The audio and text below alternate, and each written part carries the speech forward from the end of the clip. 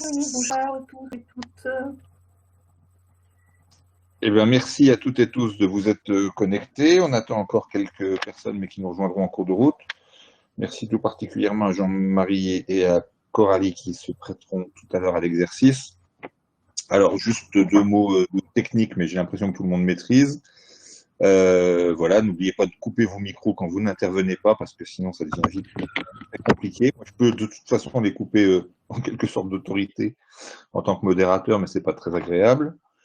Et puis, si vous voulez prendre la parole, puisqu'il y aura 2 temps d'échange à l'issue de chaque présentation, enfin un temps d'échange à l'issue de chaque présentation, et ben, vous levez la main avec la petite icône qui est en bas de votre écran, là, et puis je donne la parole à chacun.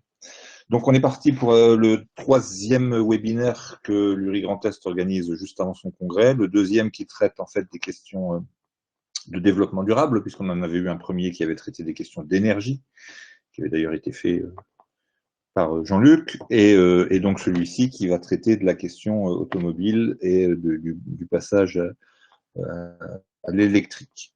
Alors, c'est pas un coup d'essai, et c'est pas un coup de tonnerre dans un ciel bleu, ça fait un certain nombre de mois et d'années même que la CFDT se préoccupe de ce sujet. Je laisserai tout à l'heure Jean-Marie rappeler les grands axes de ce qu'a été l'étude FGMM Fondation Nicolas Hulot Syndex. Une étude qu'on a déjà présentée une première fois en test à l'occasion du conseil syndical qui s'était tenu, je crois, en décembre 2020 ou en décembre 2021, je ne sais plus à Nancy. Et puis ensuite, on a fait une présentation au cabinet du président de région et au cabinet de la préfète de région. C'était toujours avec Jean-Marie et souvent d'ailleurs aussi avec Coralie. Et puis, il est prévu, là, dans les semaines qui viennent, une présentation au CREFOP, qui est donc l'instance de pilotage de la forme pro en région. Et puis, il y a ce webinaire, et puis, il y a encore d'autres choses prévues après, mais on y reviendra dans la conclusion. Là, je ne fais pas plus long, je m'étais engagé à faire 5 minutes, on a même pris 2 minutes d'avance. Et je passe directement la parole à Jean-Marie, qui va donc nous faire une présentation malheureusement très succincte, parce que c'est 2 heures sur l'étude CLT FNH Syndex. Et puis donc à l'issue de cette première présentation, le jeu de questions-réponses, et ensuite avec Coralie, on ira plus sur ce qu'on repère déjà aujourd'hui des effets en grand test de cette problématique de la transformation de la filière automobile pour aller vers l'électrique. Jean-Marie, à toi.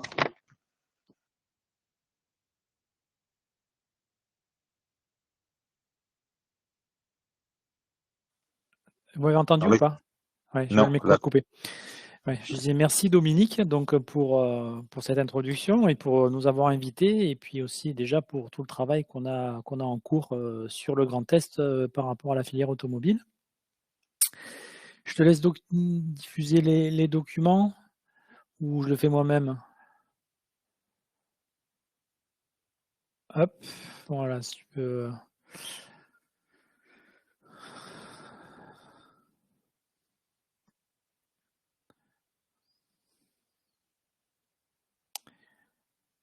Hop, on va passer, super, merci. Donc voilà, je vais vous faire une présentation effectivement de cette étude qui a été menée donc avec la Fondation Naturelhomme et Syndex avec l'appui de European Climate Foundation.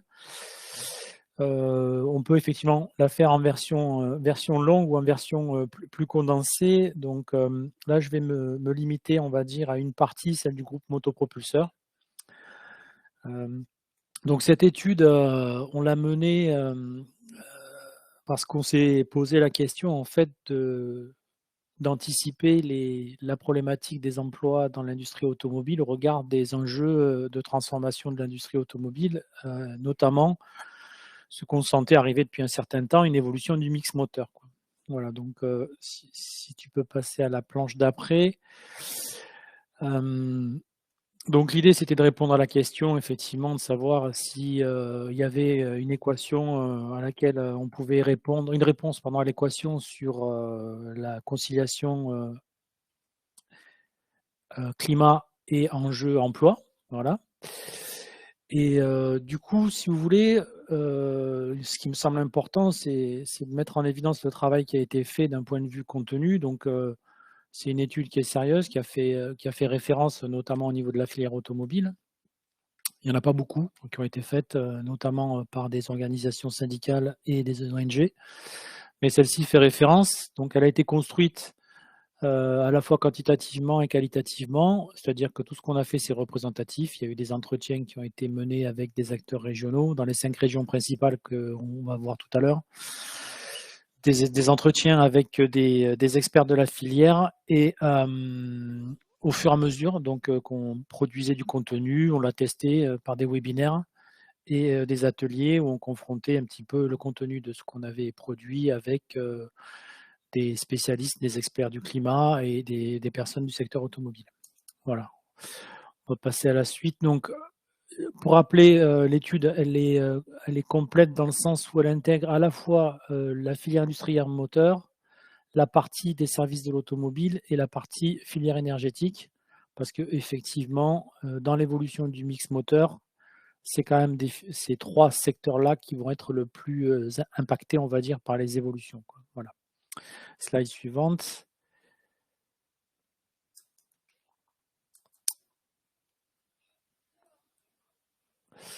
Donc, pourquoi la filière groupe motopropulseur? Parce que quand on passe d'une techno thermique à une techno hybride ou une techno électrique, c'est quand même dans la voiture ce qui est le plus impacté, même si effectivement à la marge, les cockpits évoluent, se modernisent, tous les systèmes de sécurité aussi, mais là, c'est vraiment ce qui est de plus percuté, on va dire, directement par les évolutions, que ce soit les soupapes, les échappements, les réservoirs, etc., etc. Donc, on est dans une filière qui a employé pas mal de gens, mais on est aussi dans une filière qui était malheureusement sur une phase de déclin depuis de nombreuses années, avec plus de 100 000 emplois perdus ces 15 dernières années, et ce, dans des régions avec un fort taux d'industrialisation. Donc, si on s'en tient effectivement qu'à la filière motopropulseur, on était à 57 000 emplois et 70 000 avec les intérimaires, quoi. On va passer à la planche suivante, s'il vous plaît. Merci. Donc ça, c'est la répartition en fait sur les effectifs, hein. On voit qu'on a une grande majorité d'emplois qui sont sur le collège ouvrier, et puis à peu près à part égale, on va dire, des emplois autour des ingénieurs et cadres et des ETAM. On a une pyramide des âges qui n'est pas un facteur sympathique aussi, pour plusieurs raisons, donc avec un niveau de plus de 50 ans. Donc ce qui peut paraître un facteur sympathique en termes de sortie des effectifs, mais ce qui ne l'est pas de façon opérationnelle. Voilà, donc planche suivante. Comme je vous le disais, on a regardé ce qui se passait dans les régions et au final, on a ciblé 5 régions, donc la Normandie, l'Île-de-France, l'Auvergne-Rhône-Alpes et votre région, le Grand Est. Donc, comme vous pouvez le voir sur cette carte, en fait, vous avez deux types de diagrammes, hein. Vous avez des petits carrés qui représentent le nombre de sites qui sont concernés par la filière groupe motopropulseur et à côté, un bar graphe avec en haut le nombre d'effectifs par millier. Donc, vous concernant ces 12 sites industriels qui sont concernés par la filière groupe motopropulseur et à peu près 7400 emplois qui sont concernés. Et dans cette part-là, vous en avez 79 qui sont des emplois directement liés à des constructeurs. Donc, par ailleurs, si vous voulez, si on prend un autre exemple, c'est l'Occitanie. C'est 8 entreprises, 5 000 emplois, mais pas de constructeurs, comme ça s'appelle, implantés en région. C'est comme ça qu'il faut appréhender cette approche-là. Donc, on a choisi volontairement de cibler ces 5 régions. Pour autant, ça ne veut pas dire qu'il n'y a pas de l'intérêt à travailler dans les autres et que le travail ne s'organise pas dans les autres régions au cas par cas. Voilà. Donc, planche suivante.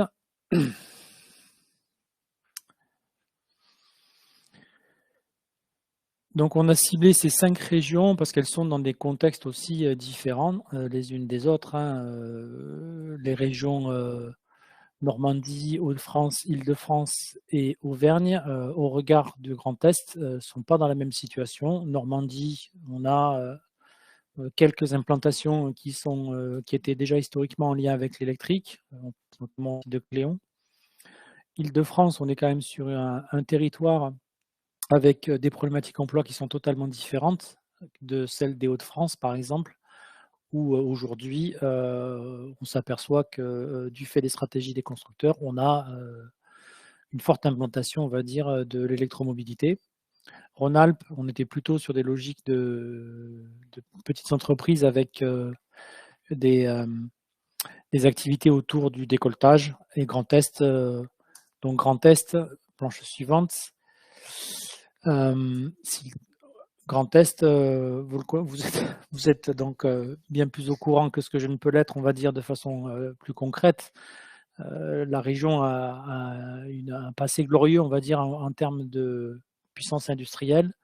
Par contre, effectivement, ça fait partie des régions pour lesquelles on est en inquiétude parce qu'on ne voit pas arriver de projets de diversification sur la transition écologique. Donc, c'est pour ça qu'aujourd'hui, si vous voulez, on est en train de travailler de façon opérationnelle avec quelques régions.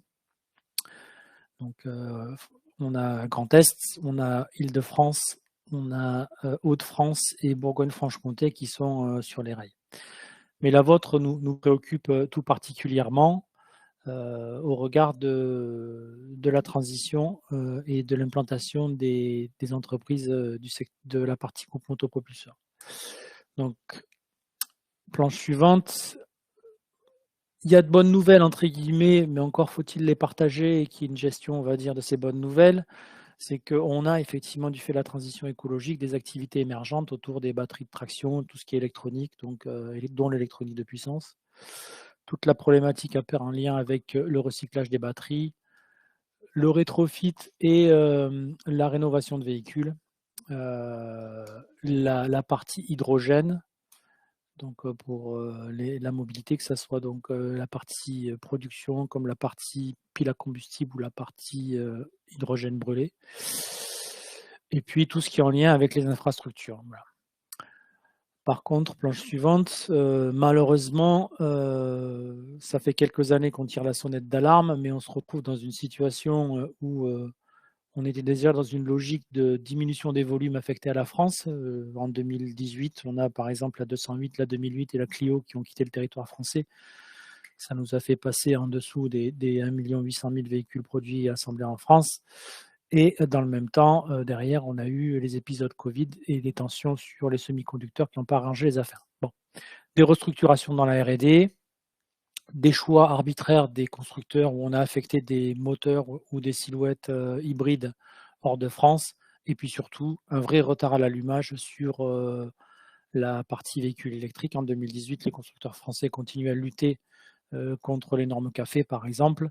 Du coup, on était dans un jusqu'au-boutisme et des investissements qui ont tardé. Aujourd'hui, pas plus tard qu'il y a 15 jours, donc les deux grands capitaines d'industrie de Renault et de Stellantis ont fini par dire que l'électrique, on y va à fond. Voilà. Planche suivante. Pour autant, on avait des enjeux qui étaient compréhensibles du fait de la loi LOM, donc parce que la France était plutôt en avance de phase et incitative sur ses obligations en matière de réduction des émissions CO2, et puis après aussi des évolutions normatives au niveau européen. Voilà. Donc pour nous, on considère que les évolutions technologiques et les nouvelles pratiques, ça va contribuer aussi à faire un peu plus de sobriété, ce qui ne veut pas dire que la France est un pays autophobe. On est toujours à 1,2 personnes transportées en moyenne par véhicule. Voilà, on va passer là du coup maintenant, si vous voulez, à la partie plus technique sur le contenu de l'étude. Donc en fait, comme je vous l'ai dit, on a étudié plusieurs scénarios, plusieurs secteurs, donc la filière automobile donc, sur la partie construction, la filière service de l'automobile. Et là, on a étudié plusieurs scénarios. On ne l'a pas fait sur la partie production d'énergie parce que ça avait moins de sens pour nous. Du coup, je vais m'en tenir juste à la partie donc, groupe motopropulseur, comme je le disais. Donc, 4 scénarios, c'est les plans suivantes. Donc, au départ, le scénario 1, c'est celui de la désindustrialisation, où on continue à perdre à peu près au même rythme le nombre d'emplois, hein, c'est-à-dire 100 000 emplois perdus en une quinzaine d'années. Et on continue encore 15 ans de plus sur la même dynamique. Alors, on a perdu de l'emploi pour plusieurs raisons, amélioration de la productivité, de la compétitivité et surtout aussi des logiques de délocalisation et d'affectation de moteurs. Derrière, un scénario 2 qui était basé sur les politiques de 2020 qui nous amenait aussi à une difficulté au niveau des effectifs qui était bien plus importante que les scénarios qu'on propose. Le scénario de la relance industrielle, mais là, pour le coup, il fallait être hyper volontariste et on n'y croyait pas trop. Donc, on y a préféré notre scénario pour la transition juste qui intègre une partie sobriété. Voilà, donc planche suivante. Là, si vous voulez, c'est la pierre angulaire de l'étude. Donc, ça a été construit de façon très méthodique et ça a fait référence et ce n'est pas remis en question. Donc, l'idée, si vous voulez, ça a été d'aborder le sujet par rapport à l'emploi et par rapport notamment aux emplois par grand secteur d'activité, par grand secteur d'activité. Donc là, il faut comprendre que pour fabriquer 1000 groupes motopropulseurs dans une version diesel, je crois qu'il y a un micro qui n'est pas coupé. Un micro qui n'est pas coupé, oui. Alors, ah oui, c'est André, mais je coupe. Il y avait du téléphone. Voilà, donc si vous voulez, donc pour fabriquer 1000 moteurs, groupes motopropulseurs en diesel, il faut 21,6 personnes. Il en faut 2,3 qui travaillent sur la partie fonderie du moteur, 1,5 qui travaillent sur la partie échappement, 2 qui travaillent sur la partie transmission et boîte de vitesse, 8,2 qui vont assembler le moteur, 2 qui vont travailler sur l'électronique et 5,5 qui vont travailler sur les composants moteurs. C'est comme ça qu'il faut le comprendre. Et ça, on l'a fait pour les motorisations diesel, essence, mild hybride, PHEV, véhicules électriques, piles à combustible et à gaz. Donc, ce qu'on voit, c'est que déjà, avec le Dieselgate et la dédiésalisation des moteurs, c'est-à-dire qu'on a déjà un passage. Si on était tous passés à l'essence, on aurait déjà perdu l'équivalent de 6 ETP par 1000 moteurs en passant du diesel à l'essence. Donc d'ores et déjà, on a déjà ça à gérer. Ce qu'on voit, c'est qu'en passant sur des motorisations hybrides, donc que ce soit du mild ou du PHEV, on a besoin d'un peu plus de ressources dans la mesure où un PHEV ou un mild hybride, c'est ni plus ni moins qu'un thermique plus de l'électrique. On voit que sur l'électrique, on est à 13,2 et que sur la pile à combustible, on est à 12,2. Voilà, et que pour un gaz, on est à 15,7. 15,7, c'est le niveau de l'essence, parce qu'un moteur à gaz, c'est ni plus ni moins qu'un moteur à essence dont on a remplacé le carburant. Donc ça, après, on voit apparaître, par exemple, la batterie qui apparaît dans le PHEV et dans le VE, et un petit peu dans la pile à combustible. Ça, c'est des nouvelles technologies. Mais par contre, du coup, si vous voulez, ça nous permet d'appréhender les volumes d'emploi qui sont concernés par le mix moteur. Donc, page suivante. Donc, la France est historiquement un pays de moteurs. On faisait plus de 3 millions de moteurs. Et on a dit, il n'y a pas lieu que ça change, entre guillemets, au moins dans le principe. Après, dans les volumes, on peut discuter. Au regard de l'évolution technologique, quand on passe du dual motors ou du moteur unique sur un électrique. Mais l'idée au départ, bon, c'était quand on a fait l'étude, on était plutôt sur un moteur, une voiture. Et on a juste introduit, si vous voulez, de la sobriété en termes de volumétrie. Mais donc, quand on multiplie les effets emploi, donc par moteur, par technologie, par la proportion de motorisation à l'instant T, on en déduit l'enveloppe en termes d'emploi. Et ça, on le voit sur la page suivante. Voilà. Donc, on voit qu'en 2019, on est à peu près dans les 60 000 emplois. Et puis, au fur et à mesure, en changeant de techno, parce qu'il faut moins de personnes pour faire les moteurs, on baisse, on va dire, en effectif. Et on en arrive, en fait, à la courbe que vous voyez en dessous, qui est la courbe, l'évolution des effectifs donc jusqu'en 2050 sur la partie fabrication de groupes motopropulseurs pour la France. Voilà. Alors, ce qu'on constate, c'est qu'on a une baisse, on va dire, des effectifs jusqu'en 2035 et qu'avec le scénario qu'on propose, à partir de 2040, on stabilise les effectifs du fait de la stratégie qui consiste à localiser donc toutes les activités autour de la mobilité électrique en France, ce qui est déjà un peu le cas. Donc, slide suivante, s'il vous plaît. Merci. Donc ça permet effectivement d'aller chercher de l'emploi sur un certain nombre d'activités, donc les batteries, le recyclage, et notamment, et puis aussi aller voir un petit peu des activités complémentaires hors de l'automobile, notamment au niveau de la partie cycle et low technologie. Donc voilà. Par contre, ce qu'il y a bien comprendre, c'est que quel que soit le scénario, de toute façon, par rapport à ce qu'on disait au départ sur la partie diesel, jusqu'en au moins en 2030, on a une baisse chronique et systématique des effectifs, quel que soit le scénario. Après, la vitesse se fait proportionnellement au désengagement du diesel et à l'augmentation de la partie électrique.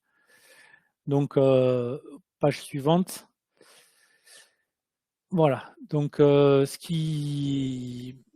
qu'on a retenu, c'est ce que je vous disais là, c'est que dans notre stratégie, on lutte contre la désindustrialisation et on profite des effets positifs du changement de technologie, donc pour renouer avec une dynamique positive, on va dire, sur l'emploi et le climat. Donc tout ça, ça nous oblige à avoir de l'anticipation. Slide suivante. Donc, comme je vous disais, la différence de notre côté, c'est qu'on a ajouté un peu de sobriété parce qu'on pense qu'il va y avoir des reports modaux du fait des ZFE, donc les ZFM émissions, du fait que aussi un certain nombre de personnes vont renoncer, on va dire, à certaines pratiques, profitant peut-être d'aller sur du covoiturage, de la location de véhicules au cas par cas, du recours plus important et massif au transport en commun, que ce soit le train ou le bus. Voilà. Donc l'idée c'est de relocaliser les activités autour de la filière véhicule, donc la partie moteur, batterie, le recyclage, et faire en sorte que toute la chaîne de valeur et l'approvisionnement soit aussi relocalisée. Voilà. Planche suivante. Donc, c'est effectivement ce que je vous disais tout à l'heure, hein, la stabilisation de l'emploi dans notre scénario, c'est 33% hein, à partir de 2035, là où tous les autres scénarios éprouvés font qu'on continue à perdre de l'emploi au-delà de 2050. Voilà. Donc, c'est en ça que notre proposition est innovante.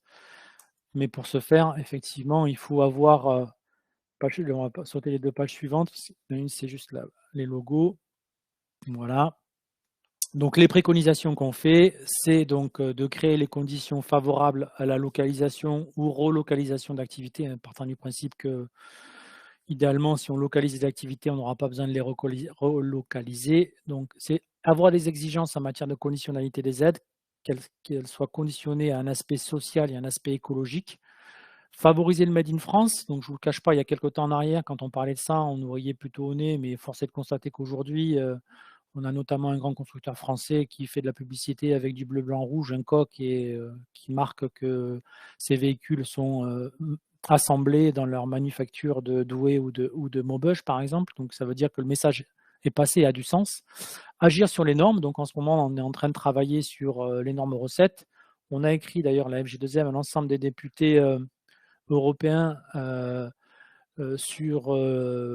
pour les inciter à voter favorablement le PAC Fit to 55, voilà, la fois dernière. Et aujourd'hui, on est dans le trilogue et il y a des actions qui sont menées. Et à titre d'illustration par rapport aux travaux qu'on a menés, aujourd'hui, un communiqué de presse est sorti où Industrial, donc au niveau européen, Transport et Environnement au niveau européen, et l'Association des constructeurs européens aussi ont fait un courrier commun pour porter des positions communes sur la transition juste dans l'automobile. Donc ça met en évidence que les travaux qu'on peut faire a du sens et finit par avoir une voix. Voilà. Donc nous, ce qui nous importe, c'est d'accompagner les salariés, donc protéger les salariés, travailler sur tous les dispositifs qu'on peut mettre en œuvre. Aussi travailler la question de la transition des sites. Et pour ce faire, en fait, ce qu'on préconise, c'est des états généraux au niveau de la filière, Donc, pour mettre à plat ce qui se passe, partager, on va dire, la situation de départ, faire un pacte pendant quelques années pour que la filière française ne descende pas en dessous d'un seuil fatidique qui remettrait en question complètement l'industrie automobile en France. Et le deuxième cran étant de faire des conférences sociales au niveau régional. Et tout à l'heure, on en a un petit peu parlé. Donc l'idée, c'est de voir comment on travaille dans les régions pour accompagner les entreprises et les salariés qui ne trouveront plus d'activité dans l'automobile. Voilà. Et accompagner aussi les entreprises qui trouveront du travail dans l'automobile, notamment sur tout ce qui est emploi à compétences, formation professionnelle, sur les métiers de demain. Mais il faut qu'on s'occupe de ceux qui n'auront plus à travailler dans l'automobile parce qu'ils n'auront plus suffisamment de volume ou d'activité sur l'automobile. Voilà, ben écoutez, pour ma part, je vais m'en arrêter là. Je vais laisser la parole à Cora. Ah non, d'abord, je crois qu'il y a un jeu de questions-réponses, me semble-t-il. On a un petit quart d'heure pour le jeu questions-réponses, intervention. Ne vous gênez pas, allez-y. On n'est pas très nombreux, ça a finalement un avantage, c'est que tout le monde devrait pouvoir s'exprimer. On a quand même qu'un quart d'heure, donc allez-y, parce que peut-être qu'il n'y aura quand même pas la place pour tout le monde. Je vais malheureusement devoir gérer le temps. Luc, vas-y. Ouais, moi je travaille dans le secteur automobile, mais dans le caoutchouc, et là c'est pour ça que je suis venu, parce que ça m'intéresse de voir un peu ce que pense la métallurgie du secteur automobile, sachant que nous, ça fait 2 ans maintenant qu'on fait toujours du chômage partiel, et sur l'électrique, justement, nous on travaille un peu pour l'électrique, mais ça monte pas en puissance du tout. Justement, on voit, moi j'ai plutôt l'impression que les constructeurs, ils sont plus à mettre le frein qu'à l'accélérer. Alors, c'est pour ça que je trouve qu'il y a un peu un contraste. Est-ce que je réponds au fil de l'eau ou... Moi, j'avais envie de passer la parole à Marie-Claude qui a aussi une question, et puis après, tu réponds. Pas de souci. Ok. Marie-Claude. Merci. Bonjour. Marie-Claude qui est la présidente du CESER, au fait, pour ceux qui ne le savent pas. Voilà. Oui, alors, présidente du CESER, très handicapée actuellement, mais voilà. Oui, alors moi, dans les préconisations, il y a la question liée à la gouvernance qui a retenu mon attention.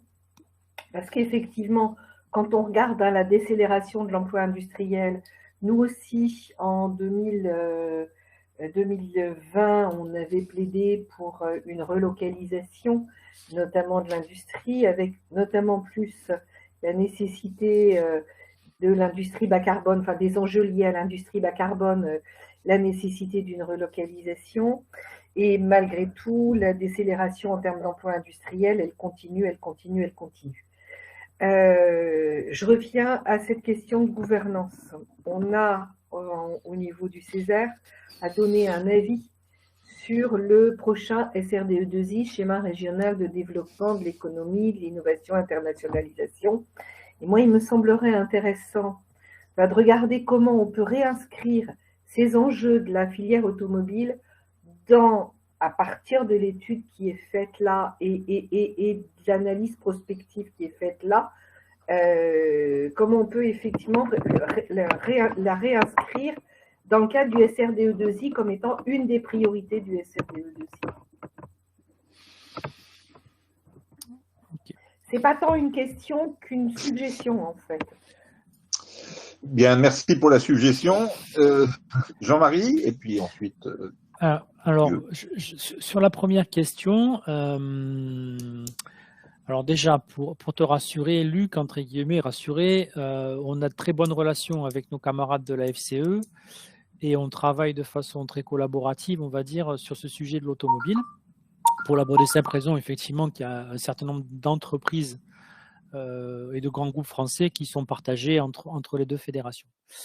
Donc, sur la partie caoutchouc, justement, il m'avait fait passer une étude de la chambre patronale qui mettait en évidence que sur la partie caoutchouc, en fait, l'électrique était presque plus une opportunité finalement qu'autre chose pour la filière caoutchouc, dans la mesure où sur les motorisations électriques, il y a plus de caoutchouc que dans les motorisations thermiques en fait. Donc ça c'est vu de la petite fenêtre du caoutchouc. Je fais abstraction de la partie pneumatique, hein, mais sur la partie donc caoutchouc à proprement dit, voilà, il y avait peut-être un effet positif, on va dire, sur le sujet. Quant après à savoir si effectivement les constructeurs roulent avec le frein, le pied sur le frein, bah, écoutez, on va pas se mentir. La semaine dernière, on a eu le salon de l'automobile. Nous étions donc à la réunion organisée par la PFA le matin. C'est Luca De Meo pour Renault qui a fait l'ouverture et c'est monsieur Carlos Tavares qui a fait la fermeture pour Stellantis.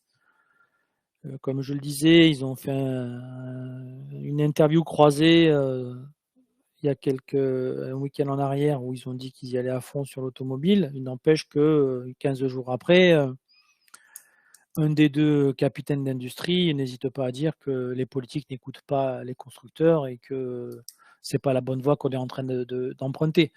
Mais c'est juste de façon très, très pratico-pratique. Hein. Là où les Allemands sont capables de négocier, entre guillemets, de dire non, de ne pas dire non, de dire oui, mais les Français, de façon un peu systématique, ils disent non jusqu'au bout. Dans l'ouverture donc du temps de mardi dernier, M. Châtel est revenu sur la problématique du mix moteur et le fait que ça soit dangereux de se mettre uniquement sur la partie électrique, etc., etc. Alors que, comme on le dit, la messe est dite, 2035, c'est fin du thermique. Point. Il n'y a plus de discussion. Pour reprendre les propos de notre ministre de l'économie, c'est pas parce que le lait est renversé sur la table qu'il faut continuer à pleurer, quoi. Donc ça, c'est acté. Il va y avoir des évolutions, bien évidemment, avec l'hydrogène. Mais aujourd'hui, l'hydrogène, il n'est pas destiné à un petit véhicule de segment B ou C qui nous préoccupe. Nous, ce qu'on veut, c'est remettre du segment B et du segment C en France pour assurer la mobilité à des tarifs qui tiennent la route et pas forcément être sur du premium en segment C, en segment D, par exemple. Quoi. Voilà. Donc sur cette partie-là, oui, on fait le constat qu'il y a une espèce de double langage, mais qui va, à notre sens, très vite disparaître dans la mesure où le trilogue, c'est pour bientôt et les choses vont être définitivement actées d'ici peu. Quoi. Voilà. Donc l'électrique tel qu'on le porte, c'est la meilleure solution aujourd'hui présente sur le marché, entre guillemets, en faisabilité. Reste à la faire progresser, à augmenter le nombre de bornes, etc. etc. Voilà. Bon, il y a de quoi discuter un peu sur le sujet, mais voilà, mais effectivement, je confirme dans ce qui vient d'être dit et questionné. Il y a aujourd'hui un double langage qui nous ennuie dans la mesure où ça ne nous permet pas effectivement d'accéder à ces états généraux et de se dire, voilà, on se donne un cap et on sait que de toute façon, on a un regard froid sur la situation parce qu'on va avoir des dommages à gérer. Donc, on sait à peu près où on va, on a les dommages, eh bien, gérons. Voilà. Donc, aujourd'hui, on n'a pas encore réussi sur ce sujet-là. Et on est plutôt sur une logique qui consiste à avoir une gestion Stellantis, une gestion Renault, pour leurs sous-traitants, on va dire, affiliés. Et on s'inquiète quand même pour l'entre-deux-mondes où c'est les entreprises, effectivement, qui ne seront pas dans le spectre de prise en charge par les constructeurs. Voilà, donc c'est la principale de nos préoccupations. Nous, on veut que les salariés dans les territoires, ils aient du boulot et de l'activité, si possible dans l'automobile. Et si ce n'est pas le cas, on ira voir ce qu'on peut faire sur d'autres activités. La gouvernance, effectivement, c'est un sujet important. On l'a retenu effectivement dans nos préconisations, dans la mesure où agir, on va dire, chez les donneurs d'ordre principalement, ça conditionne effectivement toute la supply chain et tout ce qui s'organise autour de l'assemblage de véhicules. Alors, quand on délocalise une 208 ou une Clio, on ne délocalise pas que la partie assemblage du véhicule. On a toute la chaîne de fabrication qui déménage avec, qui va au Maroc, qui va en Turquie, qui va en Roumanie, voilà. Donc, c'est en ça qu'effectivement, nous, on voulait agir sur la gouvernance au travers notamment de la RSE. Donc, il y a eu des évolutions avec la loi Pacte sur la raison d'être. Donc, on a certaines de nos grandes majors de l'industrie automobile qui ont de très belles raisons d'être, mais qu'il faut challenger pour que ça devienne des choses concrètes dans les territoires, quoi. Donc là-dessus, on est effectivement sur ce créneau-là. Et puis surtout, gouvernance aussi, bon, on ne l'a pas écrit formellement, mais ça renvoie au dialogue social.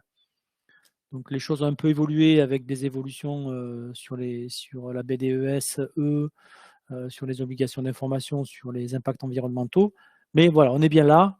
Donc effectivement, votre préconisation, on l'a fait nôtre aussi, d'agir sur ce terrain-là. Voilà. Merci. Merci Jean-Marie. Je ne vois pas d'autres mains levées. Je propose qu'on poursuive avec la présentation de Coralie, qui va nous faire une focale plus Grand Est sur quels sont aujourd'hui déjà les effets qu'on peut voir et les perspectives qu'on peut voir sur notre territoire en lien avec ce qu'a déjà développé Jean-Marie. Merci Jean-Marie d'avoir réussi à faire très synthétique sur un sujet qui n'est pas simple.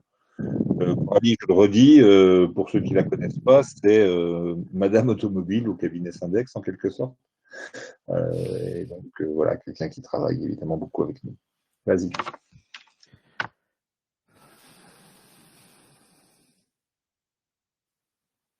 Oh, vas-y, il faut que je fasse la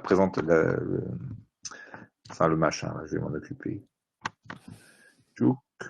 C'est pas celui-là. Pardon, j'avais un problème avec mon double écran, je n'arrivais pas à enlever à remettre mon micro en marche. Oui, je connais la plupart d'entre vous, je pense, mais pour ceux qui ne me connaissent pas, je suis Coralie Young de Syndex et je suis basée à côté de Nancy, mais spécialiste auto et à ce titre, je bouge pas mal dans toute la France, mais je travaille quand même plus particulièrement dans les entreprises du Grand Est.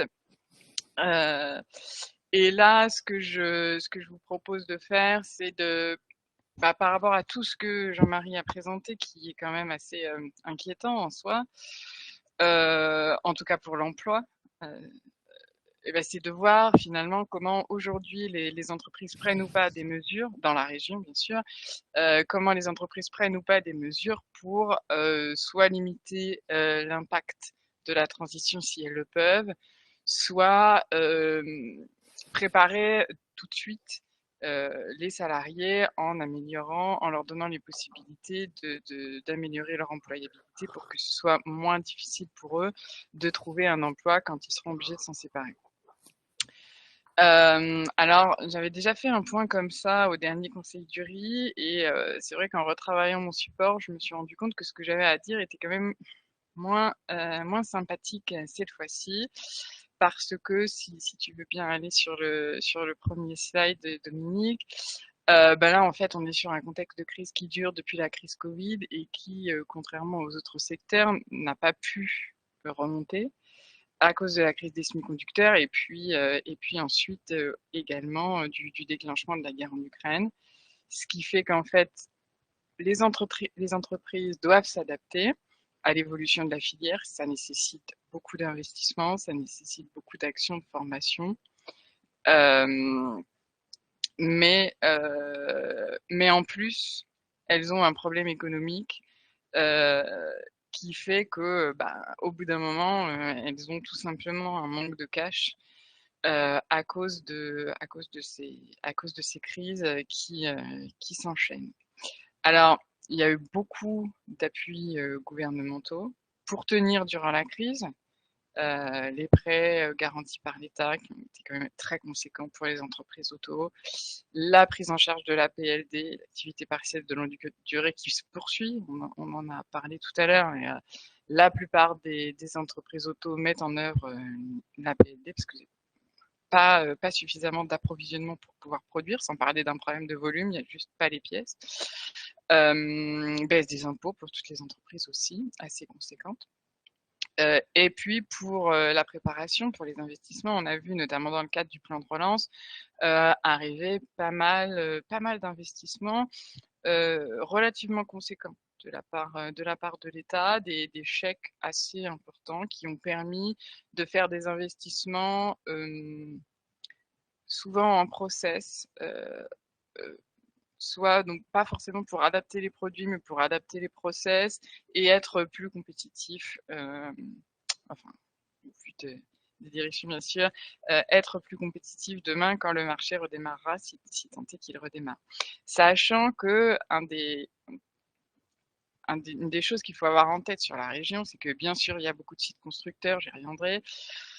Il y a des gros équipementiers, mais il y a aussi des sous-traitants de rang 3, 4 qui en fait savent pas forcément comment vont évoluer les besoins des constructeurs sur leurs produits.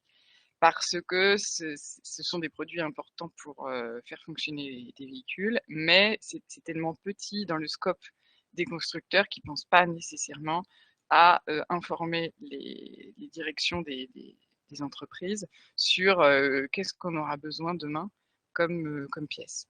Donc en fait, se préparer pour ces entreprises-là, c'est un petit peu faire plusieurs projets différents, voire précéder la demande du constructeur pour être sûr de rester dans les appels d'offres demain. Parce qu'en fait, si ces entreprises-là n'anticipent pas, en fait, au moment où ce sera nécessaire, elles ne pourront pas faire la R&D, il n'y aura pas assez de temps pour faire la R&D et répondre aux appels d'offres. Donc là, il y a un vrai enjeu de préparation.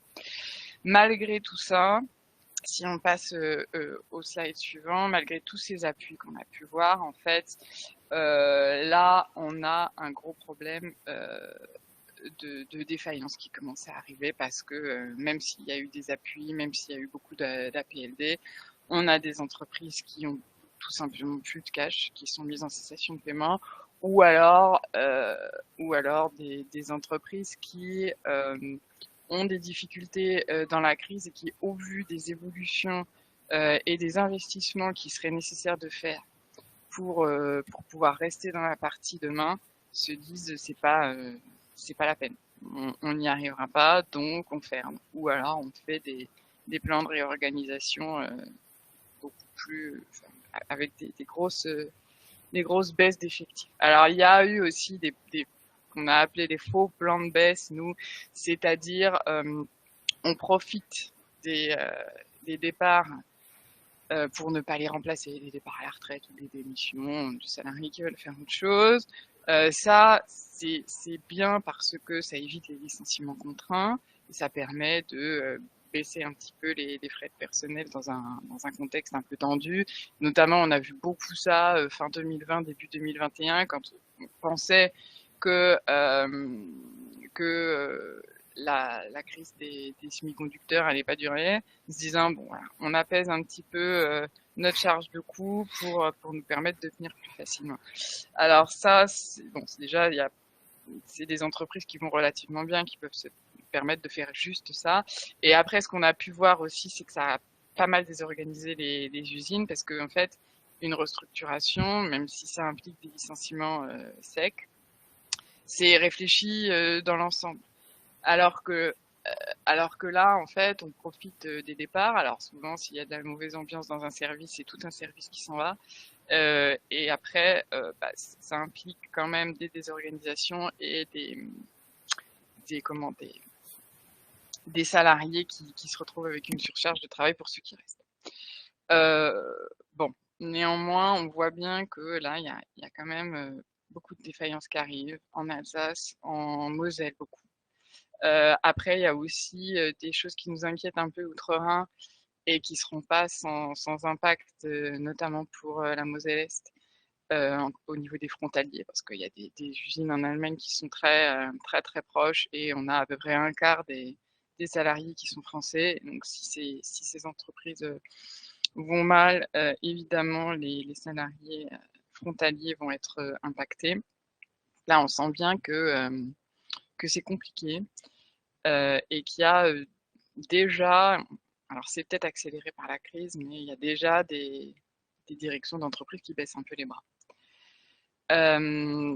Pourtant, ce qu'on voit par rapport à ce que Jean-Marie a présenté tout à l'heure, si on passe à la page suivante, c'est qu'en fait, si on regarde un petit peu ce que font les constructeurs, c'est plutôt une bonne nouvelle, ce que font les constructeurs sur la région, parce que évidemment, comme ils travaillent beaucoup en juste à temps, beaucoup plus facile de se faire livrer des pièces quand le sous-traitant est à côté. Donc, il y a quand même pas mal de sourcing à côté.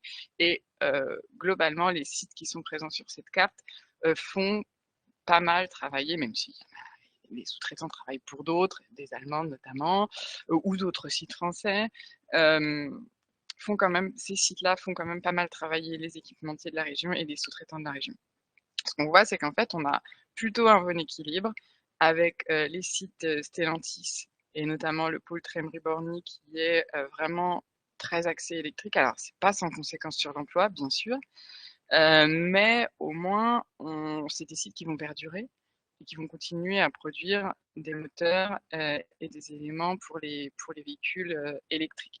Donc, il y aura moins de personnes sur ces sites-là, mais il y en aura encore. Donc après, toute la problématique, c'est de savoir comment on réaffecte ces personnes-là, comment on ne laisse pas de côté les personnes qui sortent de chez les constructeurs. Objectivement, c'est moins problématique chez les constructeurs qui ont des vrais programmes de formation que chez les autres. Donc sur Stellantis, on a plutôt la partie motorisation électrique. La semaine dernière, au salon de l'auto, Carlos Tavares a annoncé 3 véhicules électriques sur Mulhouse à partir de l'année prochaine. Donc là, on a aussi des choses qui se passent sur l'électrique pour Mulhouse, sachant que Mulhouse va quand même continuer au moins un temps à produire des versions thermiques. Ce qui fait que on a potentiellement déjà des sourcings sur des motorisations électriques, mais on continue à avoir des pièces à livrer sur des motorisations thermiques.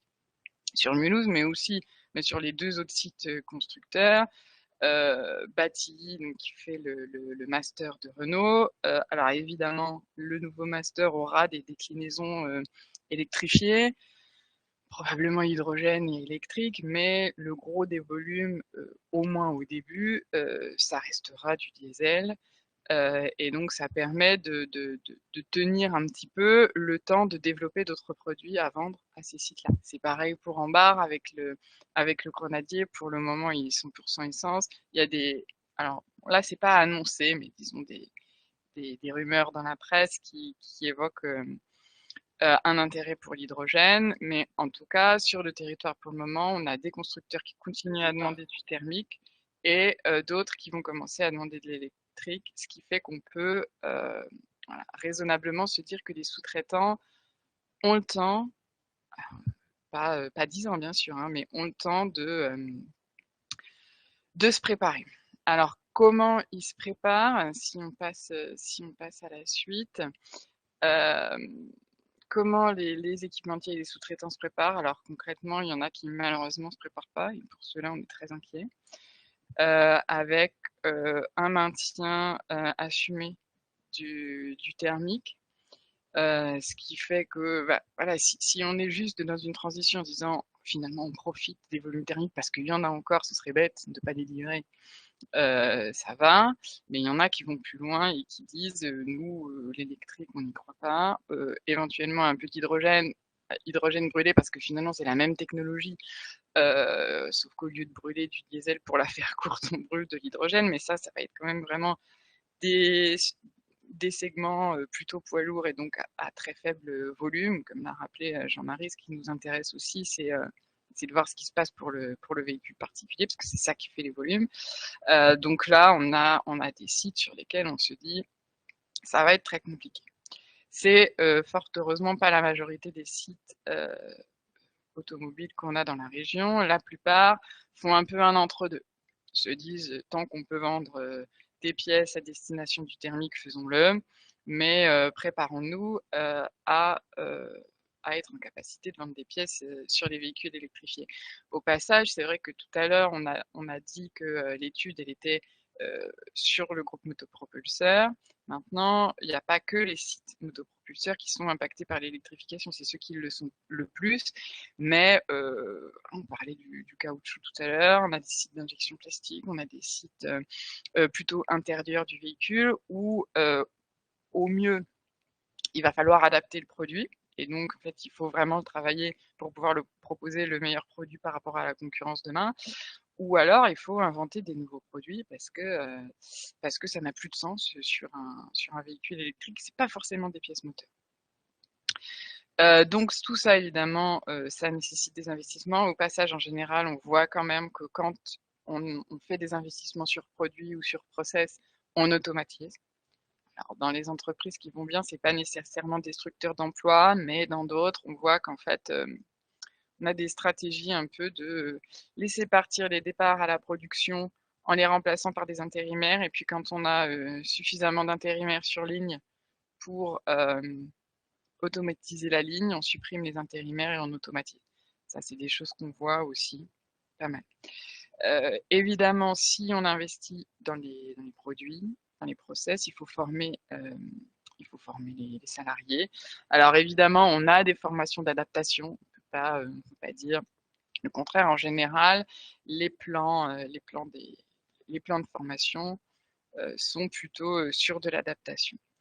On voit aussi une tendance suivie par les constructeurs, mais pas que, à la réinternalisation des tâches qui étaient auparavant sous-traitées. Quand on le voit chez les équipementiers, c'est souvent pour des raisons de défaillance des sous-traitants. Alors des fois, on a l'équipementier qui va jusqu'à réembaucher des salariés du sous-traitant. Ça arrive pas souvent, mais ça arrive. En tout cas, c'est toujours dans une optique de sécurisation, des tâches qui étaient, des tâches qui étaient auparavant sous-traitées et la crise Covid avec, tous les problèmes, notamment sur la souveraineté, de certains produits est passé par là et donc on voit quand même qu'il y a une sécurisation de certains appros qui commence à se faire avec la réinternalisation de choses qui parfois n'étaient pas faites, en France. Là, on a des annonces sur Trémery notamment, de rapatriement de pièces qui étaient faites auparavant en Asie. Donc, on a un petit peu de réinternalisation, de relocalisation, c'est encore faible, mais ça arrive. Et ça, du coup, c'est plutôt favorable à l'emploi quand on réinternalise une tâche. Au mieux, on embauche, au mieux, on ne licencie pas parce qu'on réaffecte des gens sur ces nouvelles tâches. Si on passe à la suite, on se dit que finalement, oui, il y a des choses qui sont faites pour adapter les produits, mais dans tous les cas, qu'on soit sur des pièces moteurs ou pas, il y aura a priori quand même moins de volumes automobiles qui vont être produits. Et donc, il y a une nécessité de faire pivoter un petit peu dans l'auto, mais hors auto nécessairement. Ce sur quoi je voulais insister aussi, c'est que toutes les entreprises se posent cette question, mais il y a quand même deux catégories d'entreprises, celles qui ont un dialogue social de qualité et celles qui n'en ont pas. Et en fait, ce dont on se rend compte, c'est que là, on est quand même en train de parler d'évolutions qui vont être vraiment drastiques, qui touchent à l'emploi, avec des licenciements, des plans de réorganisation assez importants. Et en fait, quand les directions jouent le jeu du dialogue social en faisant des infoconsultes régulièrement sur les orientations stratégiques, qui travaillent intelligemment avec les IRP sur toutes les questions GE, PPMM, anciennement la GPEC, gestion prévisionnelle des emplois et des compétences, et ben, ça se passe mieux, c'est co-construit. Et en fait, lorsque tout le monde regarde la réalité en face, on arrive à porter des adaptations qui ne pourraient pas être portées par les directions seules. Et ça, c'est, de mon point de vue, vraiment important de montrer que finalement, quand c'est co-construit, ça va quand même beaucoup mieux. Alors, si on passe à la suite, comment concrètement se préparent les entreprises à la baisse des effectifs dans l'auto? Alors, on a deux catégories aussi d'entreprises, de grosses catégories, celles qui sont en capacité de switcher ou au moins en partie de se diversifier. Alors, pour beaucoup, en fait, c'est une diversification qui existait avant qu'on parle d'électrification, essayer de proposer des produits à d'autres secteurs comme le ferroviaire, tout ce qui est produits véhicules BTP, agricoles, etc. Mais en fait, quand le secteur auto battait son plein, qu'il n'y avait pas de problème de volume sur l'auto, disons avant 2019, il n'y avait pas forcément de nécessité de se diversifier. Donc, il y avait des petits volumes qui étaient produits de ci, de là, quand on avait des trous sur les commandes constructeurs. Et ça s'arrêtait là. Là, maintenant, ce qu'on voit, c'est vraiment des forces de vente dédiées à ça. Des très très gros efforts commerciaux, des efforts aussi en ingénierie parce que enfin, il y a quand même une nécessité d'adaptation, même si c'est les mêmes machines, les mêmes process, c'est pas forcément tout à fait les mêmes produits, mais en tout cas il y a beaucoup de choses qui sont faites là-dessus, ce qui est plutôt une bonne nouvelle, puisque en fait après quand les volumes hors auto progressent, on arrive à faire switcher un petit peu de personnes de l'auto vers le hors auto dans l'usine, et ça permet de sécuriser un certain nombre de postes. Bon, après, il y a aussi des questions de pyramide des âges qui permettent de se dire que lorsque le moment sera venu vraiment de se poser la question de la baisse drastique des effectifs, il pourrait y avoir un certain nombre de personnes qui partiront en retraite. Maintenant, pour beaucoup, ça va pas suffire, même avec la diversification, parce que souvent, quand on a des entreprises avec de la diversification, c'est pas 50-50, c'est plutôt 75, 80, 85% auto, et puis les produits pour les autres secteurs, c'est 15% au mieux. Donc même si on augmente cette part, on sent assez vite que ça suffira pas à régler le problème de l'emploi, même en se disant qu'il y aura quelques départs à la retraite. Donc, on s'attend, et les directions aussi en général savent qu'au bout d'un moment, elles vont devoir baisser leurs effectifs au-delà de la gestion normale. Donc bon, il y a des choses qui sont faites sur le non-remplacement, etc. Ce qui nous crispe un peu, c'est que de notre point de vue, il n'y a pas assez de développement de l'employabilité. Alors que objectivement, c'est quand même plutôt enfin, ça fait partie de l'obligation de l'employeur, de l'obligation de formation, de maintenir l'employabilité de ses salariés. Et on se rend compte que c'est encore assez faible. C'est d'autant plus dommage du point de vue de Syndex que, en fait, dans l'auto, il y a énormément d'APLD depuis la crise sanitaire et le premier confinement, et que on se dit que quand on est obligé de fermer pour des questions d'approvisionnement, c'est le moment de lancer des actions de formation. Et ça, souvent, c'est pas fait. Les justifications qui nous sont données, c'est bah oui, mais en fait, on subit les arrêts.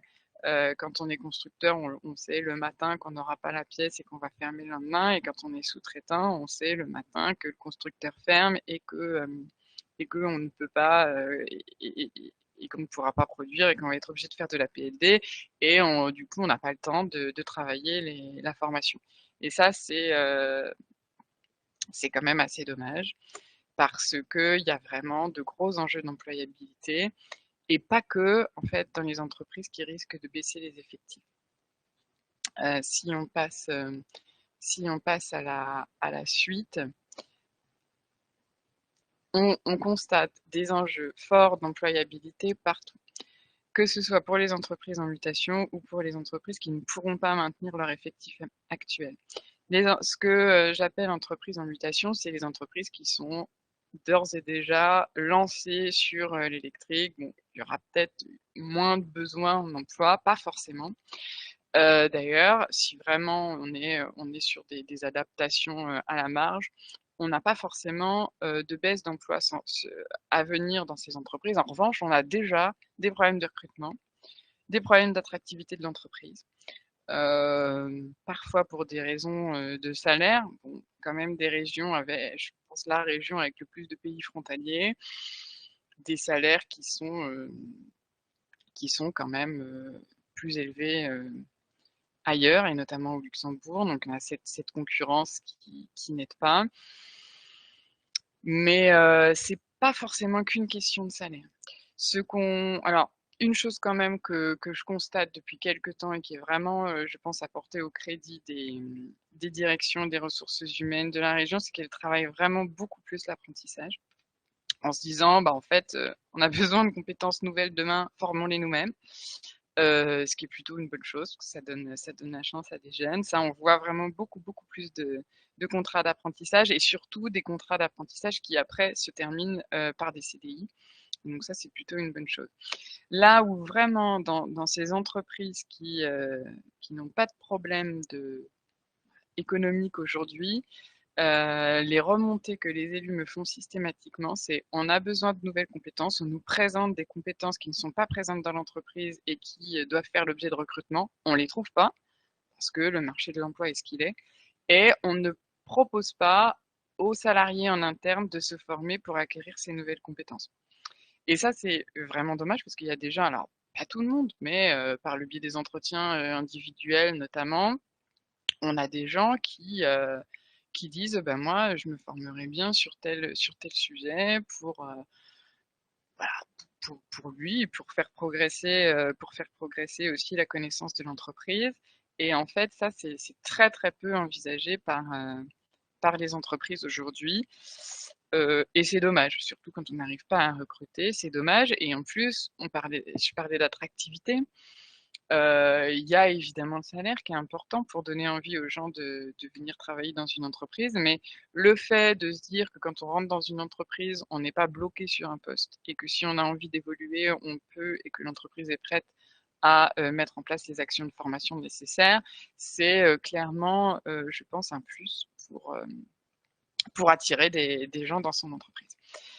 Donc ça, c'est sur les entreprises qui ont finalement des problèmes de riches. Malheureusement, on a des entreprises dont on sait d'ores et déjà qu'elles ne pourront pas maintenir l'effectif actuel ou alors qu'elles sont déjà même en situation un peu compliquée. Ce qu'on constate et qui peut être un peu inquiétant, c'est que ces entreprises-là n'ont pas forcément connaissance des dispositifs publics qui existent en termes d'appui financier, en termes voilà, d'aide aux investissements, et c'est pas forcément des petites entreprises. Parce que bah, nous, Syndex, de toute façon, on n'intervient que là où il y a un CSE qui est en capacité de désigner, c'est-à-dire pas le CSE qui correspond aux anciens DP, mais le CSE qui correspond à l'ancien CE, donc c'est plus de 50 salariés.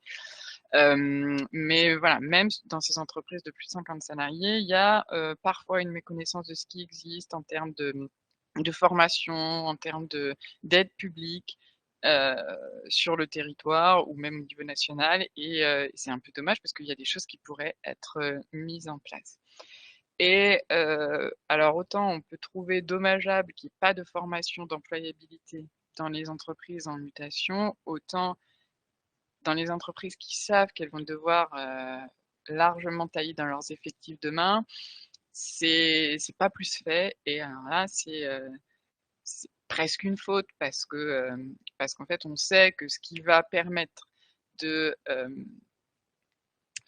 pas de sauver l'emploi auto, mais au moins de faire en sorte que personne ne reste au bord de la route, parce que finalement, dans ce scénario de transition juste que Jean-Marie a présenté, c'est on a conscience qu'il va y avoir des pertes d'emploi, mais on veut que personne reste au bord de la route. Et ben, il faut travailler absolument sur l'employabilité des salariés dont on sait qu'on devra se séparer. Et ça passe nécessairement par des formations diplômantes, des formations qualifiantes sur des métiers qui sont en vogue, entre guillemets, dans la région.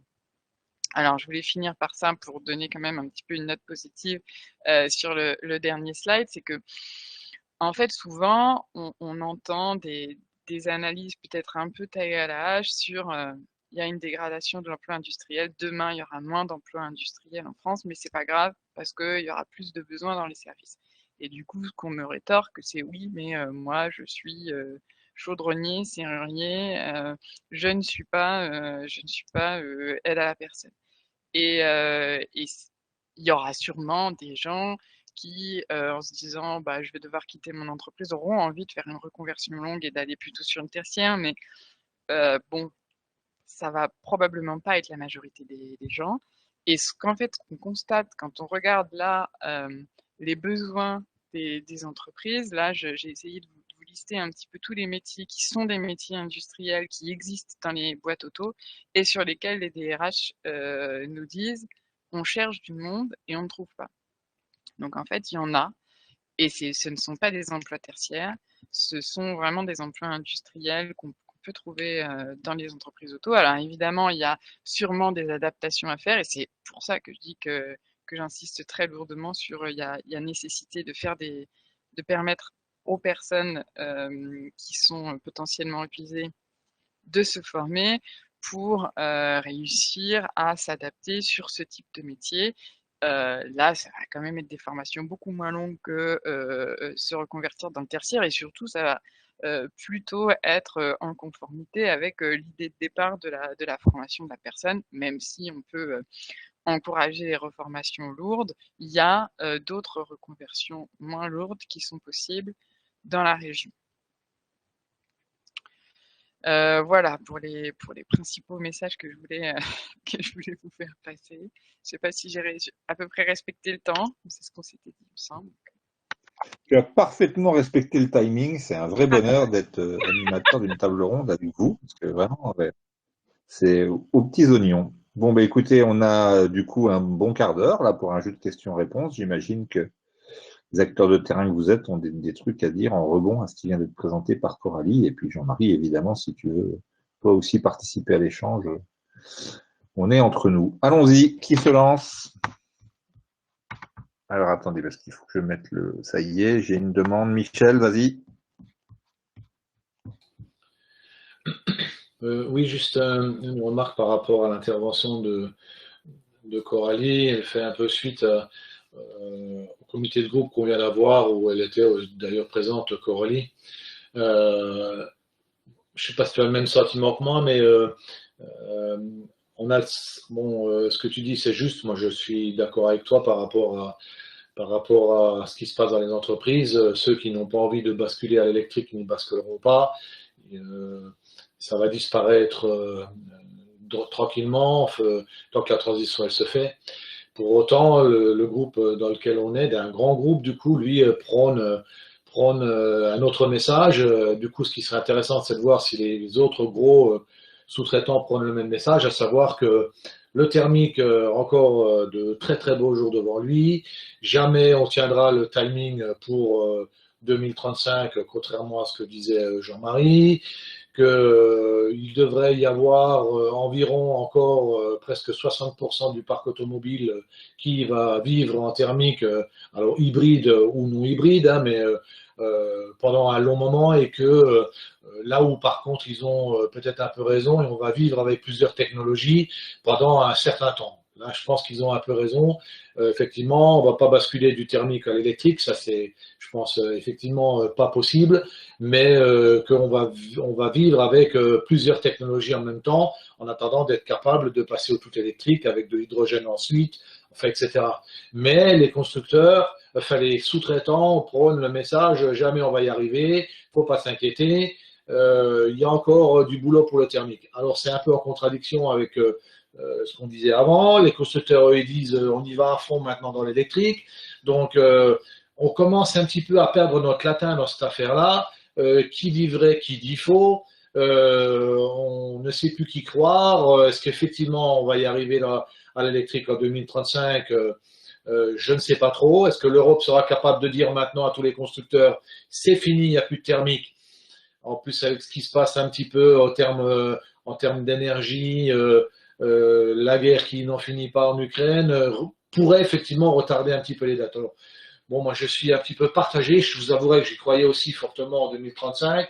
Je commence à avoir un peu plus de doutes sur l'échéance, effectivement.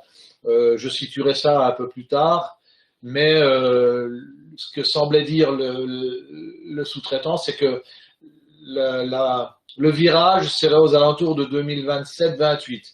Voilà, c'est là qu'on y verra un petit peu plus clair sur l'échéance 2035. Enfin, c'est un peu comme ça que j'ai compris les choses, moi. Donc, j'ai un peu de mal avec tout ça. Je ne sais pas ce qu'en pense Coralie, mais je commence un petit peu à perdre le fil du passage du thermique à l'électrique, moi. Alors, si on peut me donner des infos, ça sera bien. En tout cas, elles sont un coup dans le vrai, un coup dans le faux. Je suis un peu perdu là. Eh bien, en tout cas, Michel, merci pour ton intervention. On comprend que tu sois un peu perdu, hein, parce qu'effectivement, il y a juste à écouter les médias en ce moment et ce que tu relates là, une espèce de musique, mais je vais laisser ou Coralie ou Jean-Marie répondre. Peut-être d'abord une intervention de Daniel Louvion, puis ensuite vous répondez sur les deux interpellations. Daniel qui est le vice-président du CREFOP, mais c'est un gars gentil quand même. À toi, Daniel. Ouais, je ne sais pas si vous m'entendez là, vous n'avez pas mis le son ni la vidéo avant pour la bande passante. Ouais, non, moi je voulais faire simplement une intervention politique là parce que j'ai eu l'occasion de discuter avec Coralie, avec nombre d'entre vous là, parce qu'au niveau du CREFOP, eh ben, on est là pour au niveau de la région envisager les reconversions et les transitions, voilà. Le problème, c'est que moi j'ai regardé là attentivement, j'ai lu de plusieurs RCC, notamment. Alors, je vais les citer. Il y en a un, c'était dans l'Est de la France, c'est le groupe Scheffler. Et l'autre, c'est, ça y est, le nom m'échappe, dans le nord de la France, Île-de-France, où ils ont fait des plans. Donc, c'est des boîtes qui sont en pleine mutation. C'est des groupes au moins européens, voire mondiaux, qui, en fait, elles s'en foutent. Disons, je dis pas qu'elles s'en foutent, mais elles ont les moyens de faire partir les vieux. Hein, je dis ça, voilà. Elles négocient des RCC où ils filent un chèque et puis advienne qui pourra. En fait, ils font de la gestion prévisionnelle, mais pas pour transférer. Dis-moi, moi, l'impression que j'ai en voyant les choses, c'est eux, ils ont les moyens, comme Stellantis, etc., de faire des départs en mettant un chèque avec de l'argent où les gens, je dis pas sautent dessus, mais après l'évolution, la prospective sur la transmission, le changement des métiers, le maintien des compétences, l'emploi des seniors, c'est le dernier, du moins. L'impression en lisant les RCC, parce que quand on lit ces accords-là, on voit pas derrière, c'est que c'est pas leur souci. Et après, quand on voit, en regardant un peu la presse, c'est que les PME, les TPE, je pense qu'elles vont attendre que l'État arrive pour dire, eh ben, écoutez, vous pouvez pas, vous virerez des gens, puis nous, on va se charger de les former. Et les politiques, je sais pas si s'ils sont prêts et s'ils auront la capacité à payer, mais j'ai pas l'impression qu'il y a une grande, disons, si on prépare les choses. Là, demain, il y a, par exemple, on prend le gouvernement a décidé. Alors, je sors du secteur de l'automobile, mais nous, notre région, elle est vraiment disons leader. On était dans la métallurgie, la sidérurgie, on parlait des chaudronniers, des tôliers, tous ces métiers-là de l'acier. On va lancer 6 EPR, voire peut-être plus, hein, je ne sais pas, voilà, c'est la volonté en tout cas du gouvernement actuel. Et je ne sais pas si on prépare, justement, il y aurait plein de métiers, on manque d'employés dans ces métiers-là, c'est tous des métiers en tension, où il y a des perspectives d'emploi, si on parle de 6 EPR, c'est des emplois à 30 ou 40 ans encore, hein, parce qu'il y a le maintien, il y a l'entretien.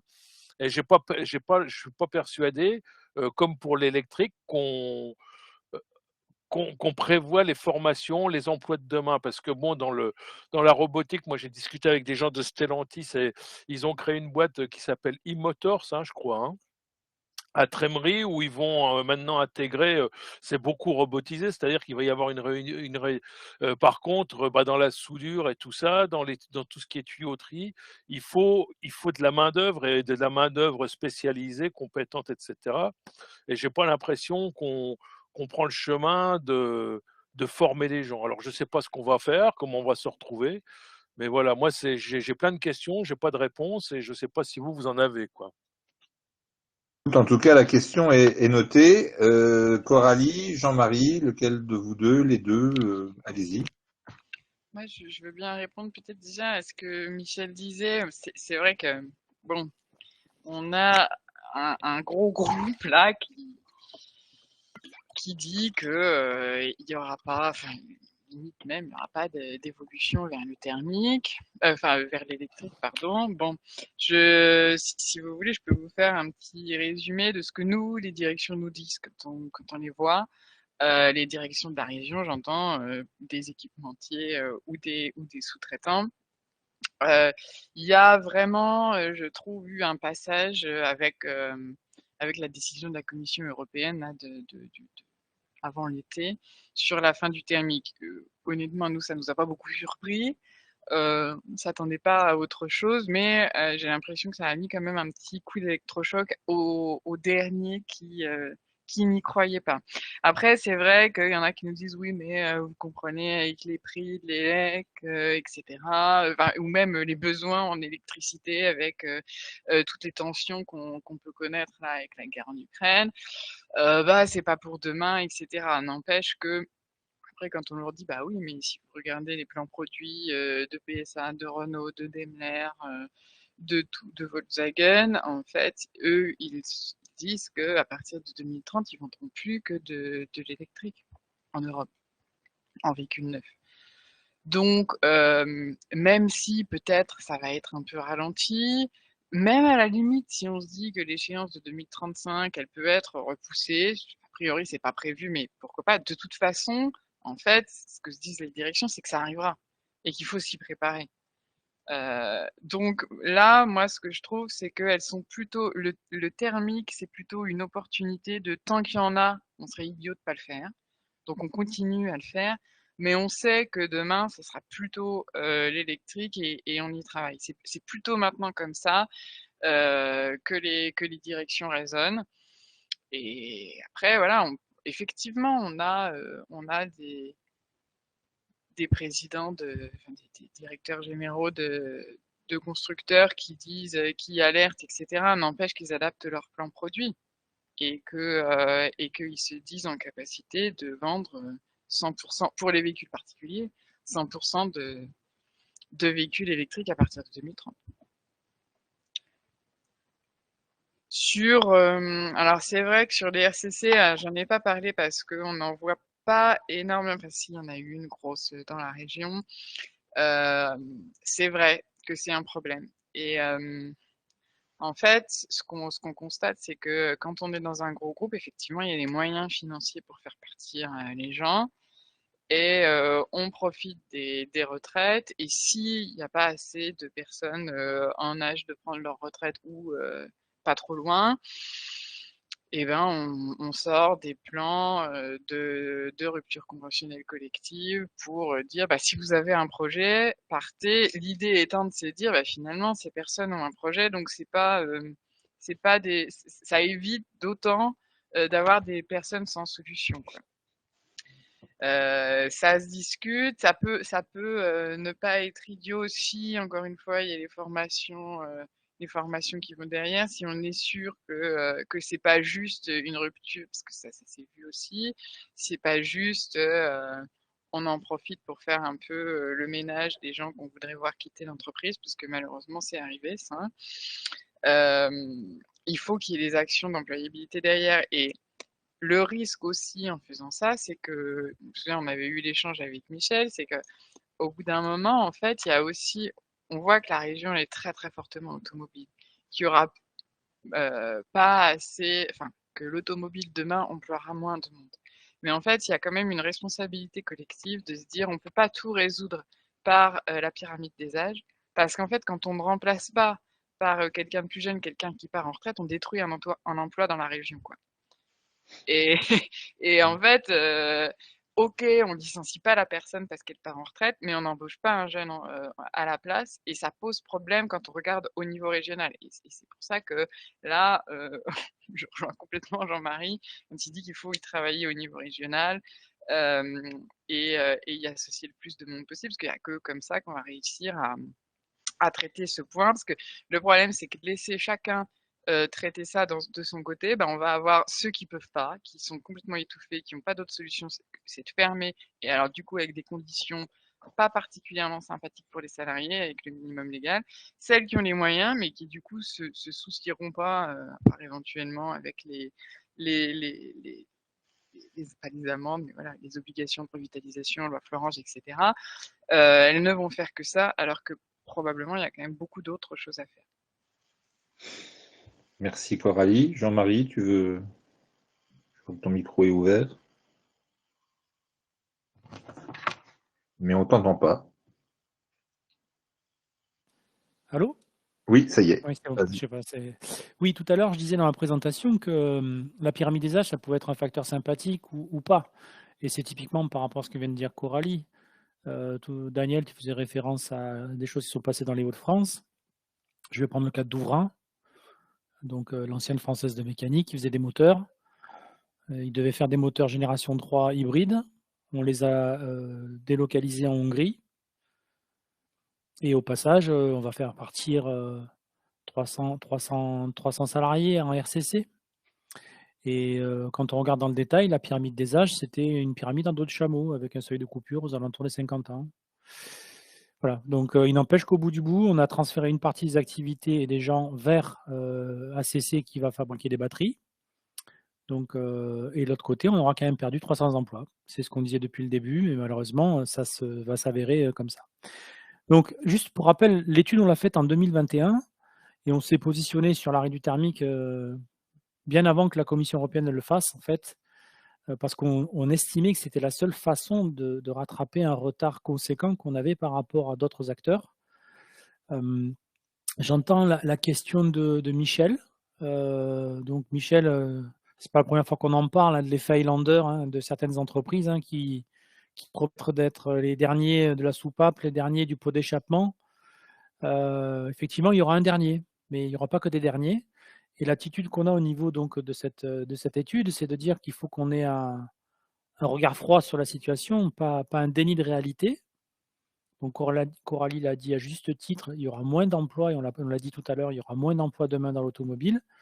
Donc il faut qu'on le gère, quand bien même les objectifs qu'on défend dans l'étude et qui sont partagés aussi par le président de la République, qui a annoncé son objectif 2 millions de véhicules électriques pour 2035. On a 40 millions de véhicules qui roulent. Si on veut les remplacer sur une durée qui tient à peu près la route par rapport aux enjeux climatiques, il ne faut pas mettre 100 ans pour les remplacer. On est d'accord là-dessus. Et là où on peut effectivement, j'entends tout ce qui est tergiversation des uns et des autres autour de l'électrique, et pas plus tard qu'aujourd'hui, ou hier, je ne sais plus, on a annoncé une mine de lithium en France. Je pense qu'il y a 10 ans en arrière, ceux qui auraient pris le pari d'ouverture de mines en France, ils ne devaient pas être nombreux, quoi. Donc, il y a une prise de conscience, et puis il y a une urgence climatique qu'il faut prendre en considération. Donc après, c'est tout l'enjeu de l'étude, c'est comment on concilie à la fois les enjeux environnementaux et climatiques avec les enjeux d'emploi dans un contexte de réduction des effectifs sur l'automobile.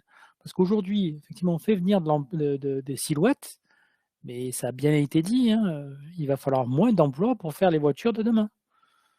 Sur les chaînes de montage aussi, il faudra moins de personnel. Donc ça, on sait qu'on va le gérer.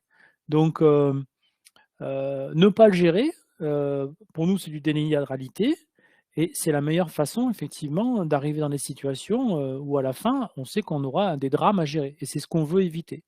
Donc, pour nous, en guise de conclusion, je dirais, parce que c'est déjà 18h25, sur cette partie, le plus important, c'est que dans les entreprises, on soit en capacité de s'interroger sur les plans de produits, de voir ce qui est en devenir, ce qui ne l'est pas, ce qui est en risque, et à partir de là, d'agir. Parce que, on n'est pas là pour vendre du rêve. Tout le monde ne va pas faire du pack batterie, tout le monde ne va pas faire de la batterie, tout le monde ne va pas faire du convertisseur. Il faut qu'il y ait des choses qui se passent. Alors aujourd'hui, ce qu'on voit, c'est que ce soit les constructeurs ou les équipementiers de rang 1, ils internalisent beaucoup ce qui est en lien avec avec la valeur ajoutée. Bon, il y aura toujours besoin de feux arrière, etc., mais ils sont en train de capter toute la valeur ajoutée. Mais du coup, il faut quand même qu'on soit en capacité de proposer des alternatives à nos salariés dans les régions. Et pour ça, il va falloir qu'on discute de façon très précise avec l'ensemble des entreprises, et qu'une entreprise qui ne veut pas y aller, si on est en capacité de la prendre entre guillemets en tenaille entre les services de l'État, la région, les représentants du personnel, pour les faire agir et prendre en considération la problématique, il faut le faire. Il faut le faire parce que c'est de notre responsabilité, c'est de leur responsabilité de mettre en œuvre des plans qui font que, au final, la région, en termes d'emploi, aura un niveau haut d'emploi, quand bien même ça ne sera pas de l'automobile. Donc voilà, c'est le conseil qu'on peut donner, et c'est là-dessus qu'on se propose d'aider, d'intervenir et de faire en sorte que dans les équipes, donc pour le coup, parce qu'on travaille, comme je disais, donc effectivement métallurgie, parce qu'on a une partie qui nous incombe au niveau de métallurgie. On a aussi qui sont sur les services de l'automobile. Et puis avec nos camarades donc des services, parce qu'on a notamment tout ce qui est intérimaire à prendre en considération, donc y compris en formation, et tous nos camarades effectivement de la branche plastique et caoutchouc de la FCE qui sont directement concernés par tout ça, quoi. Voilà. Donc voilà, je dirais ma conclusion elle se ferait là-dessus, c'est de pousser les entreprises, de pousser les territoires à regarder l'état de leur filière automobile d'un point de vue plan produit et de produire derrière des plans d'action parce qu'il y a des dispositifs, comme l'a dit Coralie, qui existent, qui ne sont pas connus. Ça fait longtemps que les plus gros contributeurs, par exemple, à la formation, sont les plus gros tireurs aussi en matière de droit. Donc, il faut faire changer ça aussi, faire en sorte que les plus petites entreprises bénéficient d'accompagnement à la hauteur des grands groupes pour aider les salariés à se transformer dans leur activité professionnelle sur les territoires. Voilà. Merci Jean-Marie. Coralie, avant de te laisser la parole pour ta conclusion, Emmanuel, je vois que tu as levé la main depuis très très longtemps. Alors si tu as vraiment une question très très courte, parce qu'on est à la fin de l'exercice. Juste pour savoir sur le territoire, du coup, parce qu'il m'a semblé t'entendre au tout début de webinaire, et tu semblais dire que c'était en numéro 1 des préoccupations. Alors, est-ce que tu parlais de ça et puis voilà, qu'est-ce qu'on fait de ça sur le territoire? Est-ce qu'il y a déjà un dialogue qui se noue pour se dire, au niveau du Grand Est, on fait quoi de tout ça? Voilà. Eh bien, écoute, tu vas me permettre de faire ma conclusion. C'est un... Ah bon, écoute, merci, on l'aurait préparé que ça aurait pas été mieux. Vas-y, Coralie, quelques mots et puis après, je conclurai. Moi, c'est vraiment rapide, mais voilà, de ce que je vois sur le terrain, je pense que s'il y a une chose à retenir, c'est qu'il faut s'assurer que les salariés qui n'auront pas de solution dans l'automobile demain sont bien accompagnés en termes de formation. Et donc, je vous invite à vraiment parler de ça très très régulièrement avec vos directions pour être sûr de pas laisser personne de côté.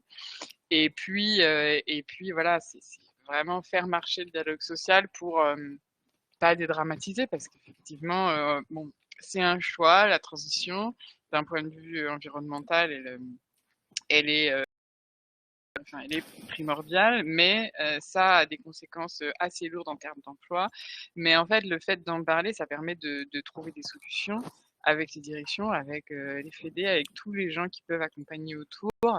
Et de toute façon, ça arrivera, donc autant l'anticiper pour vraiment être sûr de laisser personne, j'allais dire le moins de monde possible, mais vraiment l'objectif, c'est de laisser personne sans solution quand la baisse arrivera.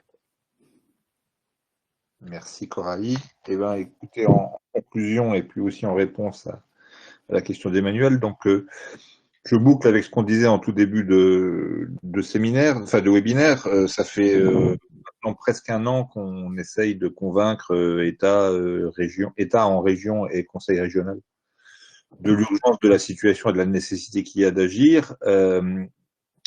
On est plutôt bien reçu. Enfin voilà, sur le papier tout va bien. C'est juste, moi je trouve en termes de calendrier qu'il va falloir un peu que les choses s'agitent parce qu'on voit que la situation pourrait se dégrader très vite. Mais j'étais cet après-midi même avec le président de région et la préfète de région, et oui, ils ont donné un accord formel du fait que cette question de la filière automobile, de la transformation de la filière automobile et de la nécessité d'un plan d'accompagnement sera dans les priorités de la conférence sociale dans les semaines qui viennent. Voilà, donc on n'a plus qu'à continuer à travailler avec les partenaires sociaux pour vraiment convaincre tout le monde. Et ça semble bien parti. Après, quand le président de région dit, le président de région va jusqu'à dire l'enquête que vous nous avez, enfin l'étude que vous nous avez présentée est formidable et il faut vraiment qu'on en intègre les éléments dans le plan d'action de la région sur la filière automobile. Alors, évidemment, je signe des 4 mains, mais on va attendre qu'il passe aux actes avant de se réjouir, quoi. Voilà. En tout cas, ce qui est sûr, c'est qu'on aura besoin de continuer à faire ce qu'on a commencé déjà depuis plusieurs mois, c'est-à-dire de travailler vraiment en réseau CFDT, fédération au pluriel, partenaires, que ce soit Syndex, les outils que sont le CESER ou le CREFOP quand on parle de formation professionnelle, et puis surtout les syndicats et les sections, parce que ce qu'il faudra absolument, c'est qu'on soit en capacité de dire à tel endroit sur le territoire, là, l'anticipation ne marche pas, là, il y a besoin d'un appui en urgence, etc., etc. Enfin, les étoiles sont en train de s'aligner pour qu'on réussisse à relever ce défi, comme la région a déjà réussi à le faire d'ailleurs par le passé avec d'autres mutations industrielles. Il faut absolument que la région garde un socle industriel, mais on sait que les emplois bougent, là, voilà, ce qu'on produit bouge, et ben faisons en sorte d'être demain tout aussi puissant sur l'automobile, mais avec une automobile différente. Merci à vous en tout cas, et à très bientôt. Et merci d'avoir participé jusqu'au bout à ce webinaire. Au revoir. Merci beaucoup. Au revoir. Merci. Merci. Au revoir. Bonne soirée.